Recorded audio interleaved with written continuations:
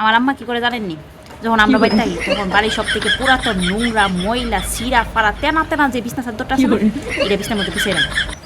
আর যখন মেহমান আসবো তখন সার্ফ এক্সেল দিয়ে ধুইয়া জকজকা ফকফকা যেটা আলমারি কোনার মধ্যে একদম লুকাই রাখে ওইটা বিছাইব। এনে শেষ না, মনে করেন এটা বিছানোর পরে মেহমানগুলো আইয়া মেহমানের যে বাচ্চা কাচ্চা সবগুলা বিছনার উপরে উঠটা নাইচা টাইচা এরপরে হইলো হাইগা মুইটা বড়াইব, এমনকি তরকারি ঝুলমুলো ফালাইয়াও বড়াইব। আর তখন আমার আম্মা হাসি দিয়ে মানে মুসকে হাসি দিয়ে কব, কোনো ব্যাপার না, ধুইলেই চলে যাবে।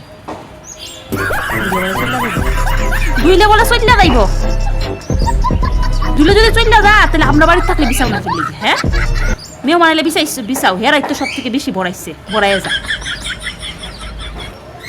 আর এরপরে মেহমান গেলে কি করবে জানো নি, কইব যে তুই তুই তুই বাচ্চা কাচ্চা লইয়া বিছনার উপরে উঠটাই তা বড়াইছিস, তুই দুইবি। আমার কি দোষ, হ্যাঁ আমি কি করছি? আমরা যখন বাড়িতে থাকি তখন তো বিছাও না, তখন তো একটা বালা কিছু বিছাও না। মেহমান আইসে আর মেহমানে কৌ দিয়ে দিত